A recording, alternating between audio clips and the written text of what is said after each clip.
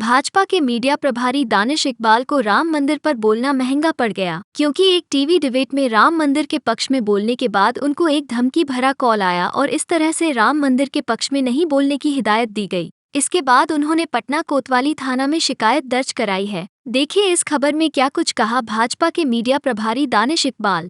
देखिए, रात्रि में एक अननोन नंबर से मुझे कॉल आता है और उस व्यक्ति ने मुझे धमकाने की कोशिश की, मुझे डराने की कोशिश की।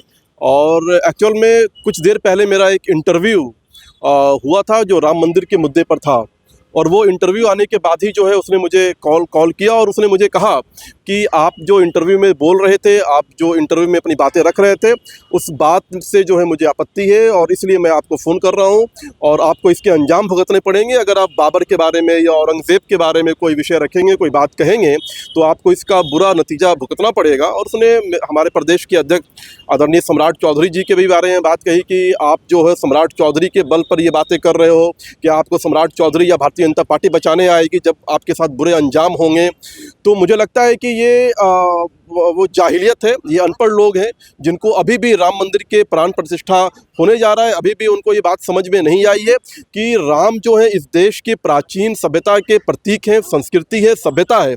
और माननीय न्यायालय के आदेश के बाद से राम मंदिर का निर्माण हुआ है और ये बात कही जा रही थी इस देश के अंदर कि न्यायालय का जो भी निर्णय होगा उसे हृदय से स्वीकार होगा। तो आज जो भारतीय मुसलमान, देशज मुसलमान हैं, जिनकी आबादी इस देश के अंदर 85% है, उन लोगों ने हृदय से इस सम्मान को स्वीकार किया है और वो सब प्रसन्न है।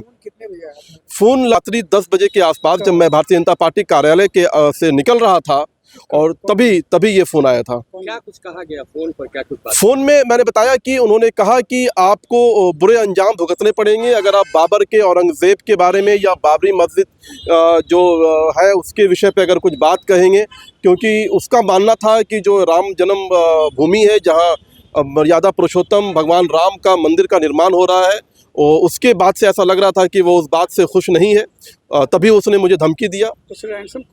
जी, रैंसम कॉल जो है वो डिटेल्स मैंने सारी यहाँ पे जो है नहीं रंगा। राम मंदिर के प्राण प्रतिष्ठा जो 22 जनवरी को होने वाला है, उस विषय पे मेरा एक चैनल पे इंटरव्यू था। उस इंटरव्यू के आने के बाद जो है मुझे कॉल करके धमकी दी गई। थ्रेट कॉल आने के बाद क्या कहेंगे? डर? नहीं, देखिए हम लोग देशज मुसलमान हैं, भारतीय मुसलमान हैं, राष्ट्रवादी मुसलमान हैं, हम लोग डरते नहीं हैं। ये वे लोग हैं जो जिनकी संख्या मात्र 10 से 15% इस देश के अंदर है, जो विदेशी लोग हैं, जो विदेशी आक्रांता के साथ भारत में आए और आज भी वो भारत के नहीं हो पाए हैं। आज भी उनकी जो संस्कृति है, जो कल्चर है, वो ईरानियन और अरबिक कल्चर है। वही लोग छोटे छोटे पाकिस्तानी पॉकेट के रूप में इस देश के अंदर बसे हुए हैं। भारत का बंटवारा तो हो गया, पाकिस्तान अलग तो हो गया, लेकिन जिन्ना की जो विचारधारा है, उस विचारधारा के लोग इस देश के अंदर हैं जो रह करके इस तरह की बात करते हैं, जो बार बार थाना पहुंचे हैं। क्या आश्वासन मिला? नहीं, कोतवाली थाना में मैंने अपनी बात रखी, मैंने FIR दर्ज कराई है। मैंने जिस नंबर से मुझे कॉल आया था उस नंबर को भी यहाँ पे मैंने देने का काम किया है। वो ऑडियो क्लिपिंग भी है, वो भी मैंने यहाँ पे देने का काम किया है। पुलिस कार्रवाई करेगी, पुलिस पे भरोसा है। निश्चित तौर पर पुलिस को जो है अपनी कानूनी कार्रवाई करनी चाहिए।